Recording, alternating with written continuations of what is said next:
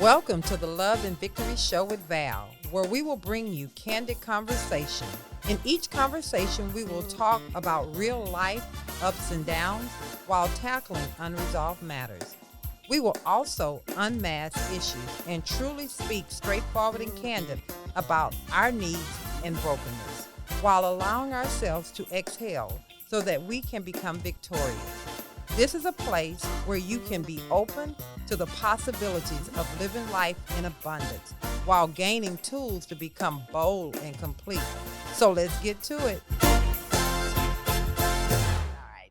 All right, we're back and it's time for the conversation. Before we get going, we're going to get that acronym, the intro, and then we're going to do the acronym and start the conversation. Introduce the guest. We're getting ready for the introduction, Brother Carter. Good morning, and welcome once more and again.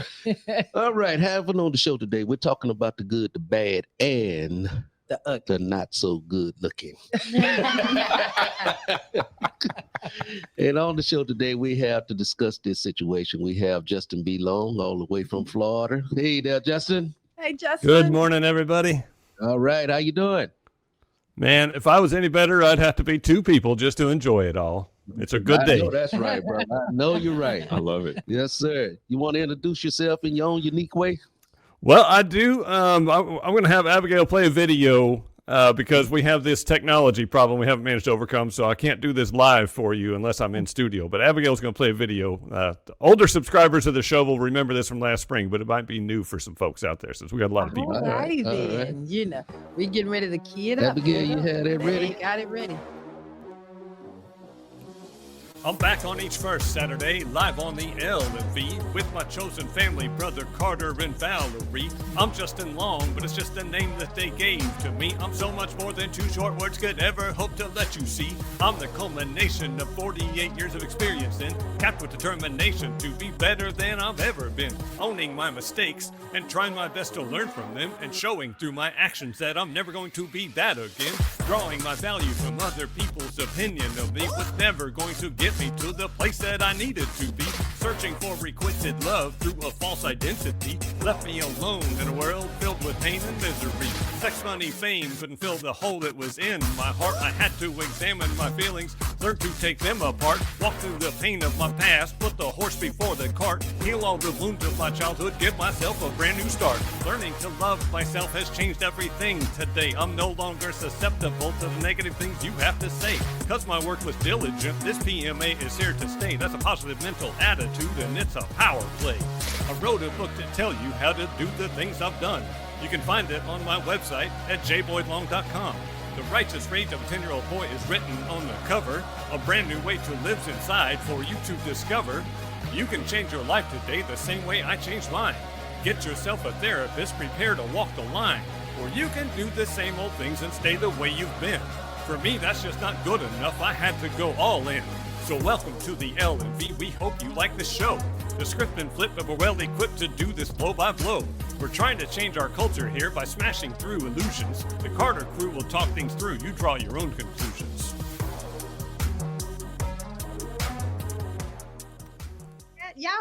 Y'all heard him. Drop the mic. Drop the mic. That's all I have to say about that. You know, I need a whole bunch of likes going up because Justin, my brother from another mother, came on in with his introduction. I had no idea he was going to do that today, Alan. Yeah. Alan, pressure's on, buddy. I know. How do I follow that? How do I follow that up? Can I go freestyle right now? No. I had no idea that was going to hit us, Alan. Wow. That's a tough act to follow, Justin. Yeah, Goodness. Come on, Alan. Goodness. We have Alan Pruitt Yes, on sir. the show today with us today. Alan, you want? Man, let me see how I can follow that. No. Come on, man, I'm a little rusty on my freestyle skills. Otherwise, I would have tried to give an encore. But no, I'm Alan Pruitt. I'm a CPA. I am the CEO and founder of Pruitt Prep CPA, where we help small business owners and mental health professionals simplify their businesses, simplify their taxes, and maximize their income by reducing tax liability. So all in an attempt to gain generational wealth, to keep more money in your pocket. So that's what I do. Passionate about education, and I'm so excited to be here. All right. Awesome. Looking at your watch, you must be doing pretty good at your business. Man, don't get me started talking about you. Watches are my thing. But fun fact, I own over 60 watches. Wow. No way. I own over. Oh, okay. So not only a sneakerhead, you're a watch head. Yes. I am definitely a watch fan. I'm definitely a watch fan. Yes. Bad about my shoe. See, and that's what I hear. So, ladies have their shoes. So my wife, Lord knows she's got hers. Mm-hmm. So watches are my thing. I have watches. Yeah. All right. So we have introduced our guest today, and we'll put the ball back in the hands of the engineers to do the acronym, so we can get this ball going. Before we get started, can we talk a little bit about what we got going on behind the scenes? Yeah. Can we be a little bit in the loop? Yes, you can. All right, awesome. So for those of you who don't know, In the Loop is a special segment where we just try to keep everyone up to date what we're doing with the radio, what we're doing with all things LNV. And so with that being said, we've got our holiday toy drive coming up. Yes. I'm so excited. We are still taking toy donations. We are still accepting monetary donations. I saw someone out there in the comments asking earlier saying, how can we help? How can we support LNV Enterprise? Great question. So you can scan this QR code here to donate and just, put it towards our holiday toy drive. We got some other projects in the works. So if you're a part of our vision, if you're a part of our mission, we're always looking for all sorts of opportunities. And you can always donate by going to lverinc.com and hit the donate button, and you can donate 24/7. So your monetary donations are always welcome. Absolutely. And you can drop them off at our office at 616 FM 1960 Suite 101, Houston, Texas 77090. Our regular business hours are Monday through Thursday from 9 a.m. to 5 p.m. Wonderful. All right. Awesome. And Kroger. Yes, absolutely. And if for those of you who shop at Kroger or you're looking to start shopping at Kroger, all you have to do is use this code right here. And as you're doing your regular everyday shopping, you'll be able to support LNV, no extra cost out of pocket. There you go. That's right. And we also, of course, you're watching the Love and Victory Show with Val. If you would like your own show or you want to advertise with us in any sort of way or collaborate, you can hit us up at 832-913-1359 or you can email us at info@lvwithval. All righty. Thank you. Let's get this ball going. Now it's time for the acronym of the day. Now, the acronym is to kind of set the tone for today's conversation, give us something to go off of. So today we're talking about the good, the bad, and the ugly. And we're talking about that in reference to marriage. All right. All right, guys, get your fingers ready and start typing in your questions and concerns. Go ahead. That's right. So M is for mature, having a developed and responsible mindset. A is for adaptable, able to adjust and thrive in different circumstances or environments. All right, that's the male you're talking about. Brother Carter, I'm not going to fight you on this. R is for receptive, open and responsive to new ideas or experiences. Still a husband. That's also Brother Carter. Well, the other R is for resentful, feeling bitterness or anger towards someone or something due to perceived mistreatment or unfairness. You want to claim that too or no? That's all right. They don't forget about the past, Oh my goodness. We're not going to get through this. I is for insecure, lacking confidence or feeling uncertain about oneself or one's ability. That's both. Yes, everybody deals with insecurity. A is for accommodating, willing to help and make things easier for others. That's the husband. That's the husband. Amen. Oh my goodness. Amen. This is going to turn into a battle of the sexes part 2. G is for gentle, having a mild and kind nature. That's a man. That's the husband. E is for expressive, capable of conveying emotions or thoughts That's the wife. effectively. Oh, God. Y'all are messy today for real. Oh, my God. Can we just have a Good, the bad. I think we need to leave the acronym up there the whole time, whole show. We could just piggyback off those words. Well, we're gonna get. Yeah, I feel like we did it right there. I want to add. So with every acronym that I do, you know, I don't like to paint an inaccurate picture. Nothing is perfect, right? So that's why I always try to throw in some positive words, Right. some negative words, because while we know that like marriage is a beautiful thing, there's not peaches and cream every second of the day. Mm-mm. People do have insecurities. People are resentful. Correct. And we're also all those other things: accommodating, adaptable, receptive. So I'm excited for this conversation. Well, I'm going to say this. Thank you, Abigail. This is actually Abigail and I getting together, and we get a little petty sometime when we come up with the titles. We look at who we're going to have on the show and who can really carry this conversation freely. And so I knew that after watching you when we're gone, you would be a great candidate in meeting your lovely wife. And of course, JB, who is always open and honest. And I'm like, okay. And then of course, none other than Brother Carter. So we're going to be as transparent as possible, because through being transparent, we are helping ourselves and helping others. So with that being said, let's just start this conversation. Crank it up then. All righty. I'm going to throw this out. And as we do this, we just throw a question out and we take it and we go with anybody that wants to jump first. Why do you think people say marriage is hard? And I guess I'm going to start with. You say anybody can jump in. Yeah, I know that. Anybody. I'm going to start with probably answering it myself. And the reason I think that people say marriage is hard, because most people just want to put their toe into a relationship and keep it looking, you know, they want the glam, but not the work. So the marriage is hard when you're not putting in the work and you only want the good out of it. So I say anything that is worth having is worth working for. All right, then. So with that being said, what's your thought on it? Anyone that want to jump in on that?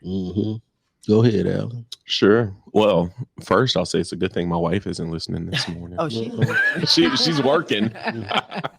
Like, this isn't recorded or anything, right? It's coming back up. She can't check out the replay. No. She's listening right now. Trust and believe. So no, that is absolutely correct. Marriage is hard work, but as they say, anything worth having is worth working for.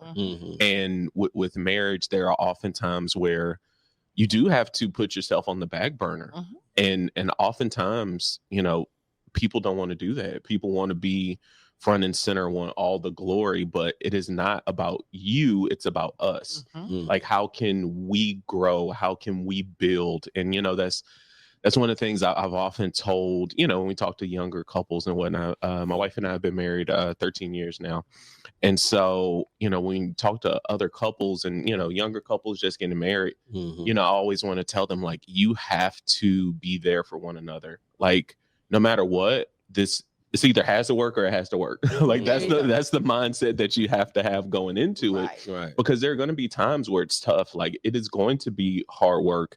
You know, it's not going to be all sunshine and rainbows, but it is so well worth it overall. So you have to make sure that you are putting the work into it. You know, almost like what we were saying earlier. It's like, you know, people want to have this $1 million dream and, you know, have, I need this, I need that, I need that. But and complaining about everything along the way, but you have to put in the work to get there. You know, nothing is just given to you, and especially in marriage. So it takes work to do. So marriage is hard work, isn't it? You know, there's no faking or fronting about it. It's hard work, but it's worthwhile work. Yeah, if you stick in there.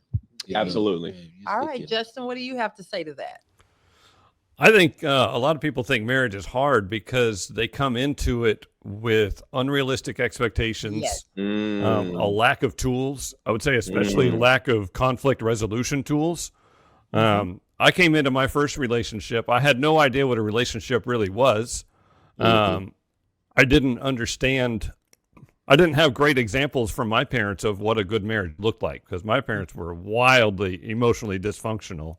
All I knew is that I didn't want to be like my parents, but I didn't know what a good marriage looked like. I didn't know what the effort that needed to be, and concessions that you have to make. I didn't understand any of that stuff. And so every time we hit a wall, a conflict of some sort, my insecurities would fire up and we'd be off to the races fighting to the death over stuff that doesn't matter. And it wasn't that there was, that the relationship needed to be that hard. I didn't have any idea how to be in it. And I think that's when you're young, you really need those tools. And that's on the parents. When your kids are grown up, you have to provide that example and like talk to them about how to be in a relationship and how to do these things so that when they're out in their own, they have something to use. And that comes back to conflict, overcoming conflict, in a marriage. So how do we overcome that? How do we have that conversation? Or is it good to just step away when you're heated up or when you're upset or when the spouses did something to you that may have hurt, and should you go right back then and have that in the midst of the heated argument? Go back and have that dialogue. Someone has to be mature in the marriage, and see, marriage is often hard because we are raised from two different households. We have different perspectives of how things should go. You was raised in a household where there was a lot of laughter, a lot of loudness, and I was raised in a house that was subdued, quiet, slow. And so trying to integrate these two differences together can be difficult for a lot of people. Well, it was difficult for us because, and didn't mean to cut you off on that, because you did say something that just resonated with me. It was difficult because I came from a very expressive household and a lot of family, a lot of noise, a lot of just everything. And it wasn't necessarily all bad, but it could be bad from someone you're meeting up with and you're having a relationship with that really doesn't like all that noise. And I couldn't understand early on, like, it's the holidays. It's this holiday coming up. Well, y'all up at 4 o'clock in the morning with all the noise. And then I could understand with him, it was like pulling teeth for him to get excited about the holidays. And it was literally like he almost went into this, I hate to say it, a depression. It was like he didn't want to talk. Well, don't say a depression. Well, it was. That's how it looked to me. It looked. Call it an igloo or something. No, that sounds good. But it looked like literally for me, and you're right, I shouldn't call it a depression. Maybe I should call it, he went into this cocoon. That's a better word for it, where he kind of hibernated away from everything. And I could not, for years, it was just like, why does he get down like this at a, and it's hard when you're trying to motivate and keep this legacy going that you learned. And finally, one day I had to just get to a place, because it was very grueling, that I couldn't focus on him. I had to keep doing what I had to do for the family. And now he's just as loud, and we all enjoy it. But it comes down to accepting our differences. Yes. When you learn how to accept your differences, and then start making marriage a lot more easier. And so you can't do that without starting with the first word she had on the acronym. Somebody has to be mature enough to understand that we're two different human beings right here. Absolutely. And I have to accept her for who she is, because that's who I married. I knew before I married who she was. So what am I going to act crazy now because we're married now? And that's what a lot of people end up doing. Act like they don't know who they married. Yeah. Or they expected people to change. Yeah. A lot of people expect that. Do you have anything to add to that, either one of you guys, to what we were talking about? I think that kind of to that point, expectations are huge. You can't have set expectations on, coming together as one, as a couple, like, okay, just because we're married now, you're supposed to do this. You're supposed to act this way. What that's really saying, you're supposed to act the way that I want you to act. Right. But that's never the case. You have to be mature, learn each other even further, because that, that bond becomes even greater, once you are married.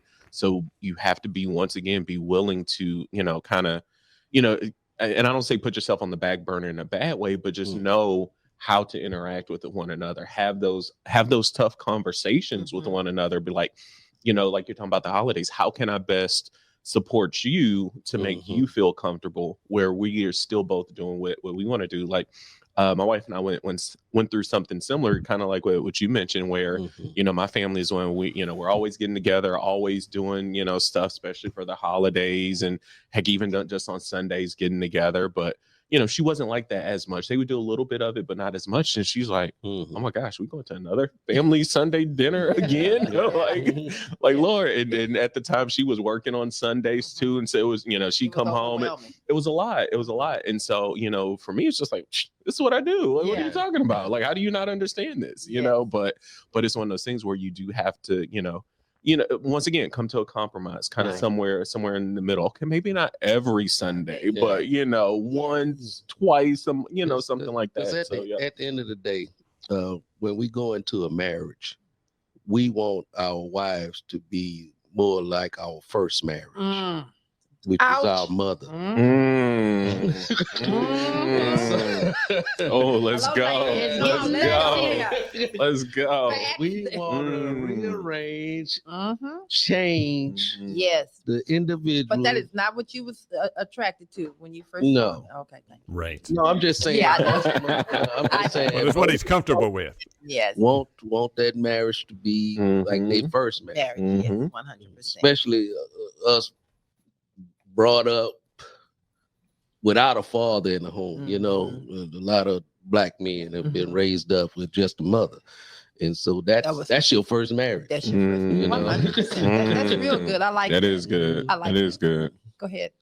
I have a question. So I'm not married yet. I want to be one day. Okay. How those words are powerful. It's gonna happen. You got to tone down your cuteness a little bit so you can get a man to marry. Or a woman. Oh no, Brother Carter, stop! What are you doing? That was so sexist. Your wife does not tone anything down about her. How did you say that? No, she's something special. I think he's referring to the fact you always go for the men, and he's still a little salty about that. Oh, yeah. That's okay. It's okay. That's not the case. That's okay. That's not the case. I'm fine. Yeah. I'm not toning anything down. You brag on your cuteness so much. I'm gonna get married. I don't need to tone nothing. There you go. He has to accept you and everything you bring to the table. What was your question? I'm with it. My question is, so yes, one day I would love to be married. I do think there are things that you need to do as an individual to be ready for that. And there's things you need to do in your relationship. 100. So as people, all of y'all who've been married for a million, billion, trillion years. All right. I'm just kidding. What would you say to somebody to know that they're ready? Or how can someone know that they're ready? Like I said, both as an individual and in a relationship. Ready for marriage? Ready for marriage. Repeat that one more time. How can somebody know that they're ready for marriage, both as an individual and in their relationship? I think that's a great question. And the reason why I think it's a great question, because when we got married, I can honestly say, looking back now, I wasn't ready. My heart was ready, but me as an individual was from a mature place. When you know that you're ready is when you get to a place of selflessness. Yes. And I think I initially wasn't at that place. I don't care how much I loved my husband and he loved me. I was still very wounded and broken. And that trauma came from as a child all the way up into our young adult life. And so I think you got to clean out the closet a little bit and really be transparent with your mate, as well as with yourself, so that you can start working through that. Yeah. And after 40 years, we're still cleaning out the closet. It's a big closet. Yeah. It's a big closet. But the good thing is that you acknowledge, the healing when you're able to really say, it's something wrong with me. Not necessarily something wrong. I see a concern there that I can work on with me. And versus looking at the other person all the time. That's my thought. No, that's good. I think, yes, that's the key word, selflessness. Having the ability to be just that. So no, I think that's powerful. And to your question, you're like, how do you know you're ready? as with many things in life, it's like you're not ready until you get into it. You know what I mean? You think about anything you've done in your life. When you first started, you're probably terrible at it. You know what I mean? When you first start that first job, you know, when you go on, you know, if you're running a marathon, you know, whatever goal you put in front of you when you first started, you're probably not that good.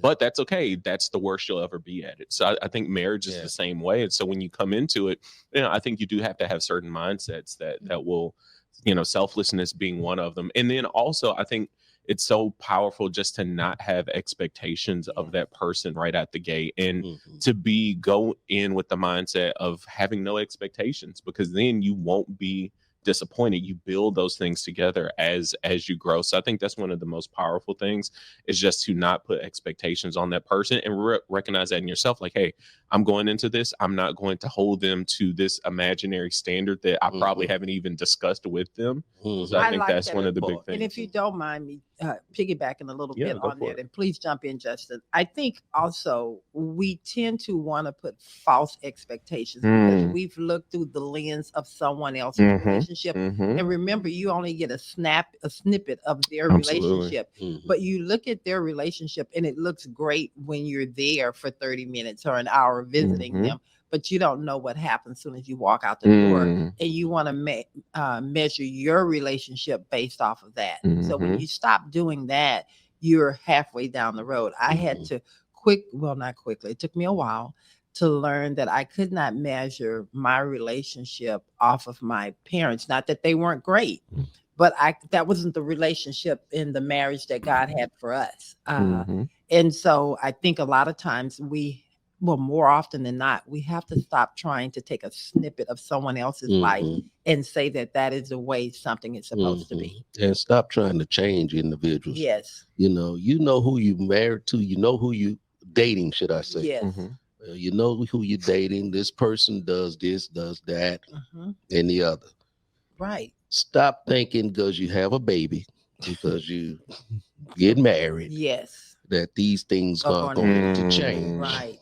Right. That's not necessarily true. And they're not going to change because you want them to change. Exactly. They have to the want individual. it. There you go. You know, that reminds me of something that my dad used to say. My dad was a pastor. He's a preacher. And one of the things that he would preach on is... Did you take kids?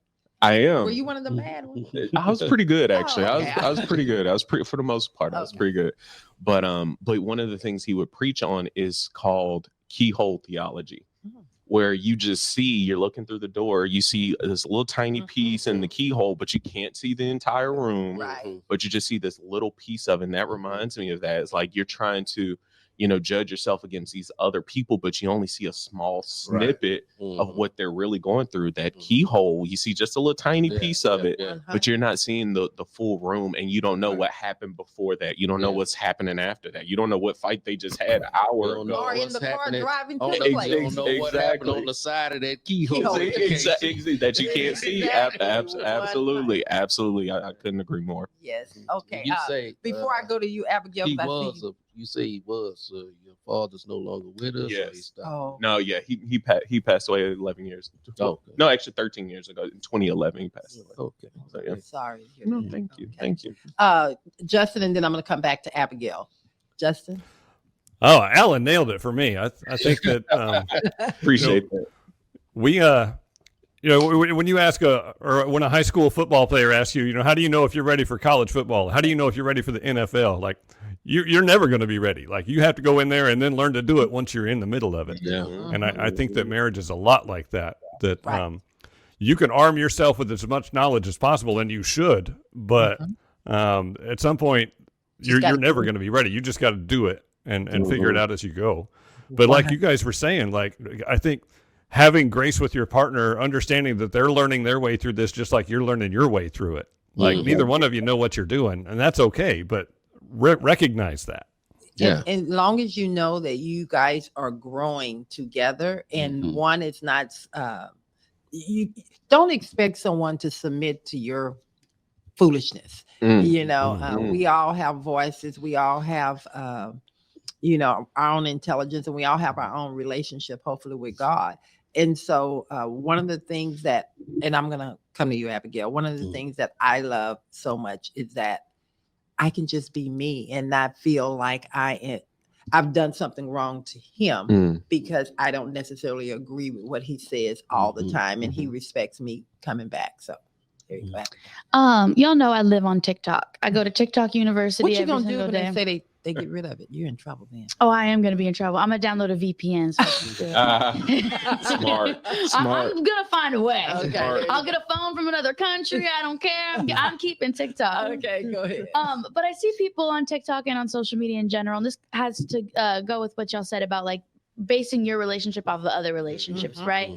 I'll see these like people who, you know, they do the marriage stuff on TikTok. They'll like talk about their relationship and like sitting down and talking and giving advice like we're doing here is one thing, right? I think that's like very genuine. But when they set up their camera, and y'all can't see me right now, but when they set up their camera and they're like, okay, it's counting down. Okay, now be cute with me. Yeah. You know what I'm saying? It's such a manufactured moment. Yes. And you know, they're basically reenacting, quote unquote, reenacting What they heard someone else say. what they heard someone else say about this is how, especially when it's like a skit type of thing, or they're like having a difficult conversation, like this is how you do it. See, this is how I talk to my husband. This is how I talk to my wife. And it's like, girl, this is filmography. Absolutely. This is a show. This is a movie. Yeah. You know? And one of the things that, and Justin, please jump in since he's one of our day ones. One of the things that I love so much about the Love and Victory show, and with Brother Carter and I, it is what it is. We're not trying to make it look pretty, do a skit. We're going to just tell you exactly like it is. Here's the thing that has helped us so much, and it's being transparent. I think that's this show, this platform has really helped me personally to not feel like I have to fake it for anyone, you know, to make that person feel comfortable, can really walk and live in my truth. So, and that's with your relationships. You have to remember that your relationship is your relationship, and you can't put on a show for other people. And so many people. No, you can't do it when you're married to Brother Carter. He gonna call that shit out. Nah, you know it's not like that, man. You know. Okay, there. Well, I'm gonna throw you guys another one. Let's talk about what have you guys ever had in your relationship, in your current relationship? Have you ever gotten to a point that you were so angry with your spouse you thought of divorce? And if so, or has divorce come up? And if so, how did you get past it? Justin was divorced, but it wasn't due to his other wife. Let me hold on. You can't talk. Don't be throwing Justin out there. You got to. Okay, he's open book. I mean, baby, I am an open book. Brother Carter, this is your question. You can't put somebody else. I'm gonna ask the question: have you ever thought of divorce? And things have gotten tough, and you ever thought of divorce? And if so, how did you get past it? I got over it. Okay. And how did you get over it? I just got over it. You just got over it? Yeah, just say that's who she is. So let her alone. let her have her moment. Okay, so in other words, we'll be all right in the morning. So it was probably when we had a disagreement or argument, or I was stuck in the mud, or you thought I was stuck in the mud. Tell the people. Look in the camera. Tell the people. You be in the mud a lot now, but you ain't gonna call you out like that too much. But yeah, I think most marriages go through rough patches where you know they consider maybe being without the person, and then you think about it more, and then you're like, what the hell? What the hell life look like without this person, especially when you've been together long as we have. And so for me, I always told you, you know, the divorce was never an option for us. You know, we was gonna be married, you know, regardless of what happened. If you turn into a full-blooded harlot in the streets, that we were still gonna be married, because divorce is just not an option for me. Okay. Well, I think for me, and I appreciate the honesty, and I understand what you're saying. For those that don't understand what he's saying, divorce is not an option. What we mean by that, what I've been able to hold on to, is that was my security blanket. That no matter how bad things got, That's why you cuss me out like no, No. sir. You're so petty. I knew that he had my back, and we were going to go through this thing, whatever that rough patch was. We're going to get to the other side, and I think that in a relationship, I think as long as security is there and it's not being misused or abused, and you have something that you can hold on to.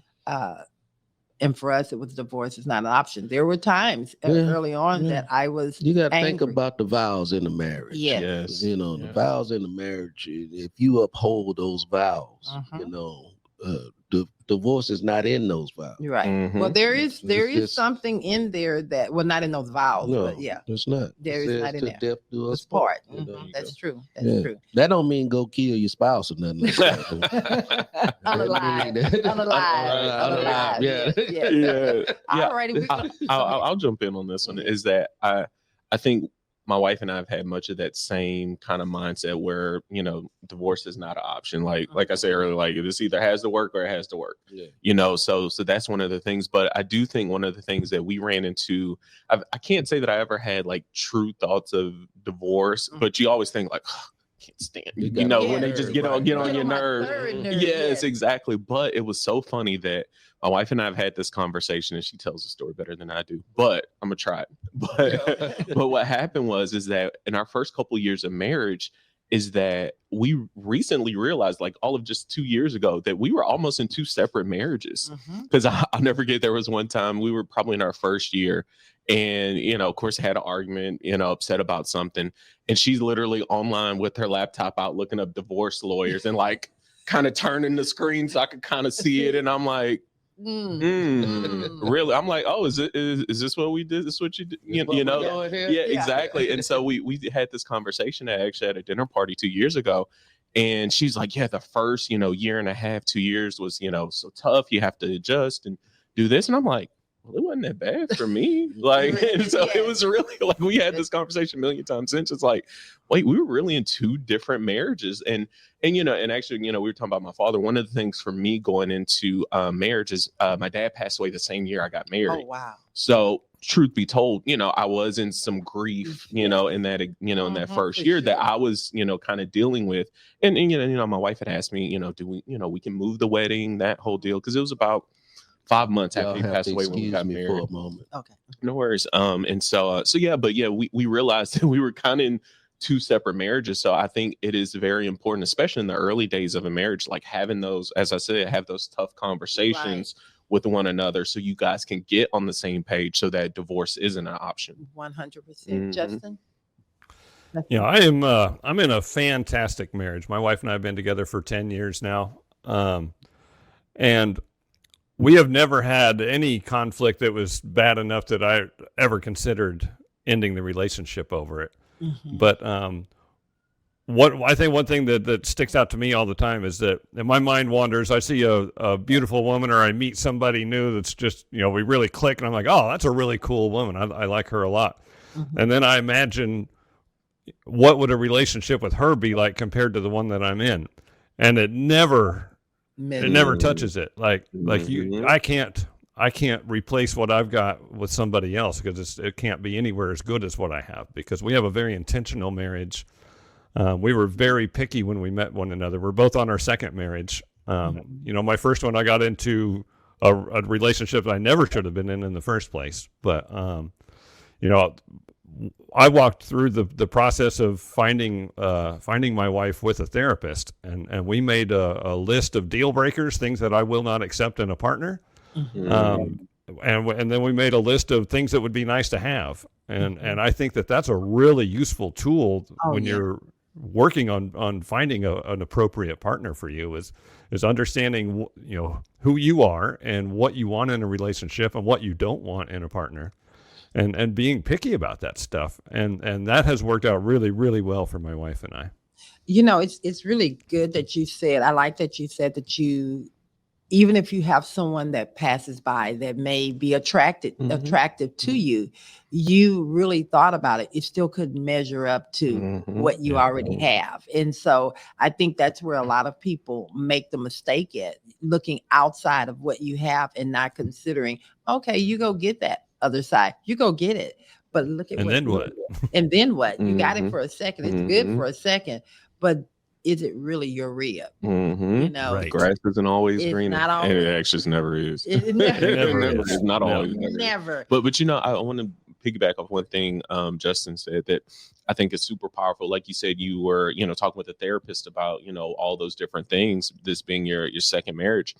I think one of the things that's powerful is that question Abby asked earlier, like how do you know you're ready for marriage? That whole deal. I think one of the biggest pieces of that is with that person that you are getting married with is having premarital counseling with them Yes. and going over some of those things early, because I think that can help smooth out a lot of things at the beginning, because honestly the toughest part of a marriage is probably the first 2 years, because you're bringing two households together, you're bringing two different people together.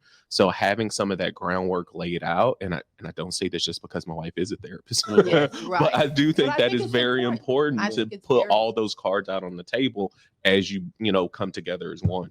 I think I'm gonna before we wrap this conversation up, I think it's very important also because we have some great questions out there and comments I want us to read. But let's talk about what having kids, deciding to have kids or not to have kids. What's the good, the bad, and the ugly of that? And how did that impact your relationship? And I want to start with, or didn't impact. I want to start with Justin. Justin, you want to take that? Absolutely. I was not interested in having kids, and that was one of my 4 deal breaker items. And I think that was really, really, really important, because that is one of the biggest things that I think that impacts a relationship is children. So I did not want to have a kid, and I didn't want to marry into a pre-made family. And so that was a number one selection tool. And my wife was the same way. That was one of her deal breakers, is she did not want to have kids, and she didn't want to marry into kids. It didn't work with her lifestyle. It didn't work with my lifestyle. So had I made a concession on that, it would have been a very big challenge in the relationship right from the start. So I think what I love about that is that you and your wife were mature enough to express what you really wanted out of a relationship and what you were not willing to accept. So I love that when you went looking in for, or when you decided to be in a relationship, once you got healthy, you decided this is what is important to me and this is what I can't do. So I love that. right. All righty, for you, kids. Yes. So we have 3 kids. We're still in the thick of it. 7, 4, and 1. Thick. Oh man, yeah. So for us, it certainly changes a lot. Where you go from 2 people now adding a whole other person that solely depends on you. So yes, it's definitely a game changer. But you have to be on the same page even more. For the kids, and how are we raising them? How are we treating them? What are they going to do? What are we, how are we going to, discipline them? How are we going to praise them? And so, those are the things that you definitely have to come even more together on when having kids. But at the same time, it's such a delicate balance, because at that very same point, you guys can't forget about each other. Yes. Because Right. that can happen. And I've seen it happen with kids. It's like everything becomes about the kids, but then you forget about each other. And then that's where marriages can go downhill really quickly. And I think that also apply with career-driven people also. Yes. Just like Yes. being married to something outside of marriage. That's true. I think that when it comes to the kids, for us, our kids it's still very important just having them around. But what's the most important thing for us is us enjoying each other. And so we never let that part of us go. We love, he's my best friend. I mean, he used to be the real dancer the real dancer. And then he started dancing with me and he couldn't dance with nobody else. And so he's my friend. And so when your kids are grown, it's so important that you pour into your relationship, because when your kids are grown and gone, trust me, you're going to be looking at each other and you're like, so what is this? Yeah. And so for us, it's always Yeah, let's go. Let's do. Yeah, that's so important because that's the one thing I've heard, because it's like, hey, when you have the kids, if you make everything about the kids, then you look up 18 years later and you don't know each other anymore. And so that's the one thing that you certainly have to avoid. Still be there for one another, still be there to support another, still have those dates even with the kids to connect, because kids are a lot of, I heard a saying that is so true with kids, is like the days are long but the years are short. Like, I was like, goodness, that is so accurate. The years fly by, but with kids the days are long, but you still have to find time for your spouse and your marriage, and that always has to have priority. And I like that you said even with your career, because you can be so driven in a career that you do forget about your relationship and your marriage. All right, go ahead, Abigail. I was actually going to say what Alan said, but it reminded me of this kind of question that people propose, like I said, on TikTok. On social media, where and I'm not asking any of y'all to answer this question, but just something to kind of pick your brain a little bit. They ask, like, if you're with your family and let's say there's a fire or whatever, do you save, and you have the opportunity to save one family member, do you save your child or do you save your spouse? Oh, wow. And a lot of people were of course giving their opinions, as people do on social media, and people were coming at them, and again, I'm not going to ask you guys to answer that, but it is an interesting question, because it's like, obviously, especially, as a woman, we're very nurturing, and typically, I'm not saying in all cases, typically mothers take on a more nurturing role, right? But so she might want to save her kids, obviously, just naturally. But if she's in any way dependent on the husband, or or like you said, you have to live the rest of your life. Not have to, you should want to live the rest of your life with your husband. And some people have the theory, I'm not saying I agree with it, you can always make another baby, right? Like I said, I know this is a difficult question. I'm not asking anybody to answer it. That's good. Yeah, because most people go and get the dog. Only brother.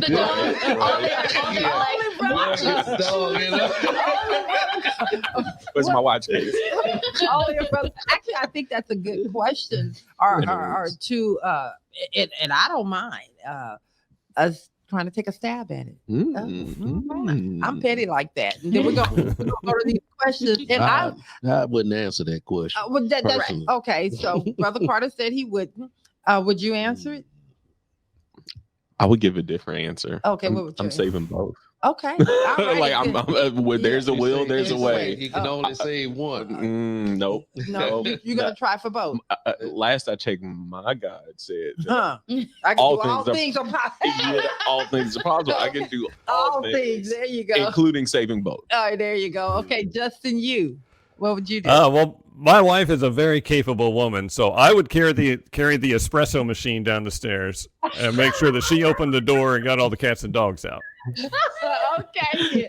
All righty then. I love that question. Well, we're going to take some, if you guys can. Let's go to some of these comments out here. This has been a great conversation, and we're already at the top already. We are already here. God. So there was only one major question, which is tying right into the kids. There's more than questions. There's been some great statements. Oh, absolutely too. But I wanted to get the question real quick. So Tamoria Williams, she says, how do you handle different parenting styles in a marriage? Hey, Tammy, that's my sister. Hey, Tammy, how you doing? Welcome. She's on vacation right now. Oh, she left her brother in the Carter crew. Come on in here, Carter crew. There you go. Yeah, it's a really good question, too. So that's a good question. So who's going to take a stab at it? I'm going to ask Justin.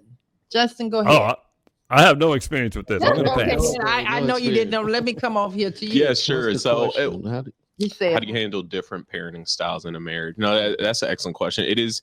I think that's where that togetherness and oneness comes in, where you have to, really discuss those things and have those conversations. And you know what? Honestly, I think sometimes it's good to have both, because I tell you now, my son is the oldest. He's 7. My wife treats him differently than I do. Yes. So it's like, right. But I think you kind of need both. Like sometimes you need that nurturing of a mother, but you need that kind of hard firmness of a father. So I think sometimes having those different styles, even within the same, marriage, is good and is beneficial to the kids, because I think that just makes them more well-rounded. So, but if there are certain things, like if we're talking about this is where, you kind of get off the rails when you're talking about like different religions or something like that. But I think that's where you have to come together as one, as a couple, and figure that out. Thankfully, we've never had issues like that. But I think to a degree, having those different styles can be beneficial. Now, do you have both boys and girls? Yes. Yeah, my son, I have a 1 boy, 2 girls. 2 girls? Mm-hmm. Do you parent the girls different than you do the boy? A little bit. Honestly, yes. Honestly, yes. Well, y'all need to fix that. I'm being transparent here. Yes, I do.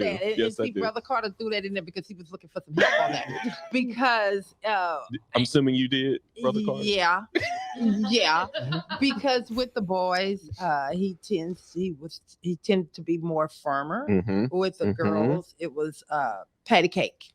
And patty cake. And those girls are just as strong-willed, and they have to have that. They have to have that those guardrails up, because girls learn early on how to manipulate. And so you have to be careful. Lord, yes. you have to be very careful, and they learn the apple of their eye is their dad first. Yeah. And to the dad. Boys had the same effect on mom. Well, that may be true.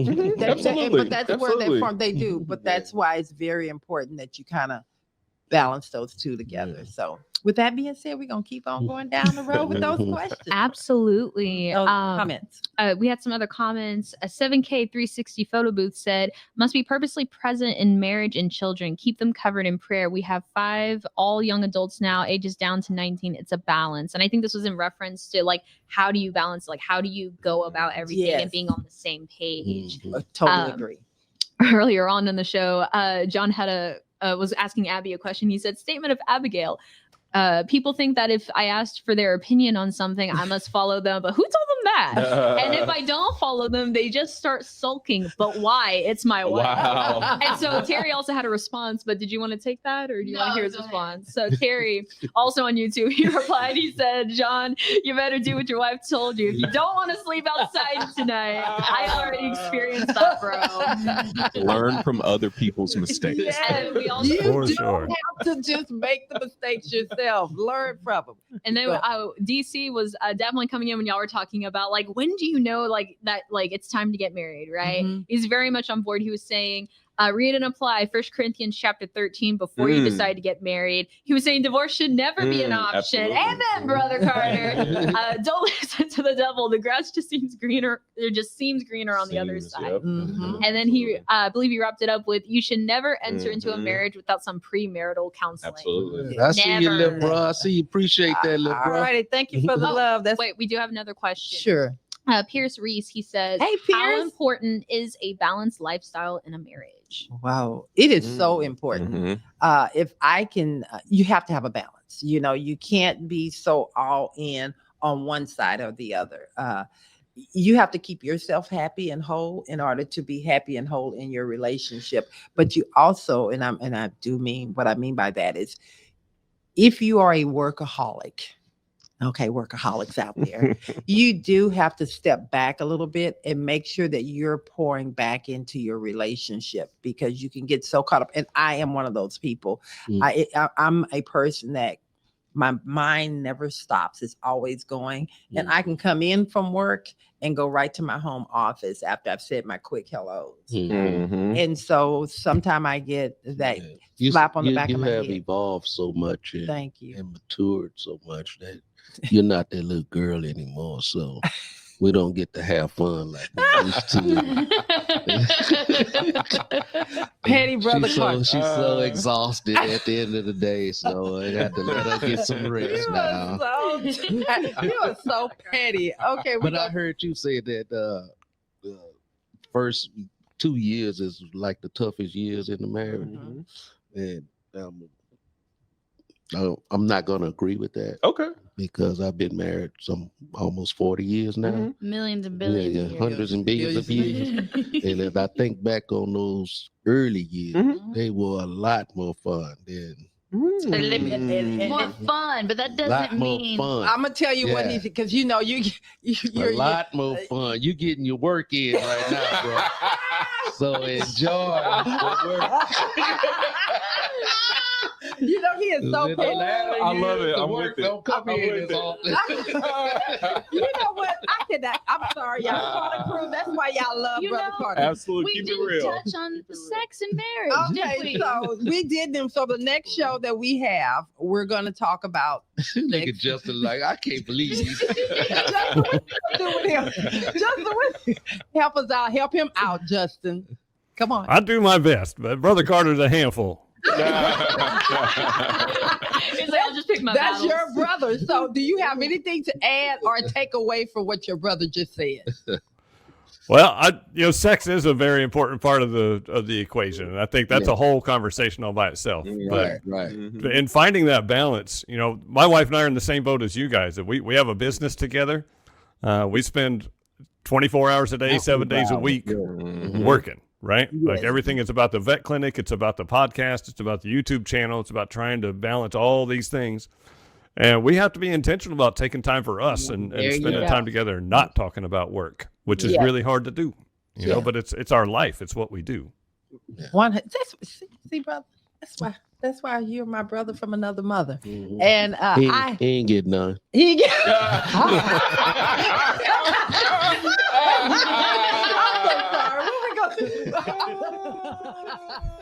Oh, Jesus. Let me just wrap this thing up. Well, first of all, I want to thank the Carter crew out there. I absolutely have loved this conversation. But before I wrap it up, I am going to go to Justin. If you could tell the people what you want to say, what you got out of the show, and what you want to leave them with. I think that marriage is the most wonderful experience that you can have. But you have to find the right person, and you have to be intentional and thoughtful about what you're doing in your relationship. It's not a passenger event. Like everybody's a driver, and everything that you do impacts the other person. So I think just being intentional and thoughtful about how you want your relationship to be and the effort that you put into it. Don't be so willing to fight. I think conceding is so important, and not fighting pointless battles over things that don't matter. Like that adds so much negativity to a relationship. And that's one thing that my wife and I refuse to engage in is we don't fight about nonsense. Yeah. And that's a really big deal. I think just being thoughtful and don't be reactive. Be thoughtful about everything that you put into your relationship, and you will get a lot of wonderful stuff out of it. Right. So it's been a great conversation today. And I really appreciate the perspective that everybody brings to the table. I always learn a lot just being involved in these conversations. So I appreciate all you guys today. Hey, God bless you. You add a lot lot of value to this show, so we Always. appreciate you, Justin. I look forward to having you on the set on the first Saturday of every month. And of course, to my guy Alan over here. What did you get out of the show, and what do you want to leave the people with? I would say this is that in a marriage is a wonderful, beautiful thing. If, once again, as we've talked about, if it's with the right person, if both people have the right mindset going in that we're going to make this work. And so I would say also an important thing in marriage is leave you with this. Don't let things linger. Right. Like if there are issues that come up, don't just let it go and fester and build up. Like, discuss it, have those hard conversations with your spouse. Like, hey, I feel this way when you do this, or this made me feel this way. And so I think those are so important, and because those things can build up resentment, and Absolutely. we want to avoid that. So, be sure to be open and transparent and honest with your spouse, all throughout it, because when you do that, you guys will build, as they say, teamwork makes the dream work. And so you guys have to be in it together. 100%. Have to be in it to win it. Absolutely. And what was your experience on the Love and Victory show? Oh my gosh, this has been phenomenal. This is such a fun time, and I'm not even an early bird, but I'm excited to get up for this, to have this conversation, to talk about deep, meaningful things, to impart knowledge on people tuning in. So this is dope. I love it. Yeah. Y'all are the best. Thank Y'all are the goats. you. All right. Let's get it. Oh, let's get it. And Brother Carter, how do you want to wrap this thing up? Well, I'm going to say this to people out there considering marrying, getting married. Don't go into a relationship feeling insecure. Because when you go into a relationship insecure, that bring about resentment and jealousy and all these different things, the bad things to the relationship, and you don't allow yourself to grow in the relationship because you're so insecure on what she doing, what he doing, where she going, where he going. That's not a healthy marriage. And so if you're going into a relationship, you're gonna have to get rid of some of those insecurities and some of those things that you held on to most of your life. At the end of the day, your spouse is a different person than what you are. And so, learn how to accept people for who they are, learn how to be comfortable with who you are. And then you can possibly have a successful marriage. 100%. For sure. Get some therapy. All righty, go get some therapy. Well, I want to say this has been an amazing show. I know I normally turn it over to the ladies, but I have something. I have a quick video after I wrap this up. We're going to go out. Please stay on for a few more minutes. I want to show you guys something from our bowling and brunch. But first, I want to say I have enjoyed this conversation so much. I'm so glad that we decided, Abigail, to talk about the bad, the good, the bad, and the ugly of marriage. And I don't even like to say that it's ugly. It's just it's making of a perfect or a better relationship. So sometimes things have to get ugly to get better. So have that conversation, as you've said, as Justin said, go to therapy. And then as Brother Carter says, wow, we all have to work on those insecurities. So those insecurities that you're bringing into the relationship, before you decide to say I do, go to counseling. And we're going to take this thing. I think Let me add one more thing to before you in this show. Good, bad, and ugly is flaws. It's all called flaws that we have. And when it get ugly, that means you have allowed your flaw to overtake you in your being. And now that flaw is becoming the major problem in your relationship. 100%. If I'm trying to 100%. So realize we all have flaws. Yes. But the difference is whether you allow that flaw to control you or you control the flaw. Get some therapy. I'm gonna bring that back to you later on. I ain't got it all together. That's okay, right but now. no. I caught what you're saying. Get some therapy. The bottom line is work on that. We're gonna get this video. Please hold on. Go to Jesus. Go to the Jesus. Bible. There you go. Hold on. Y'all got that video queued up. And again, Tumble 22. Thank you, all the people that have donated and have given to, and that will continue to give to. Please, please, please. We got a big one next week. We're going to do. Go ahead.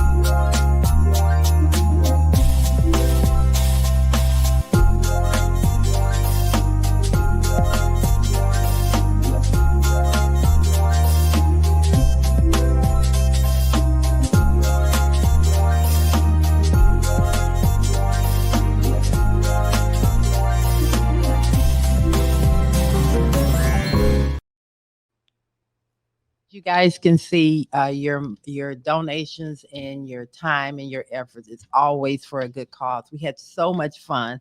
Again, until we. Alan has something to say about the medal give out there. Well, let me just say, Alan, Alan got the experience. Did you have anything that you want to say? And keep it cute. No. I had an absolute blast. All I know is that we walked away with a gold medal. And, I didn't demand a recount. I didn't either. We had had nothing to do with the count, but when they came to the table and they said this, Alan, I was just as shocked as you. I was like, wait, they're calling our name last. Okay, I'm gonna take it. I'm not gonna question it. there you go. So, always a ball of fun. Thank you guys. Have a great Saturday and enjoy the rest of your week. All right.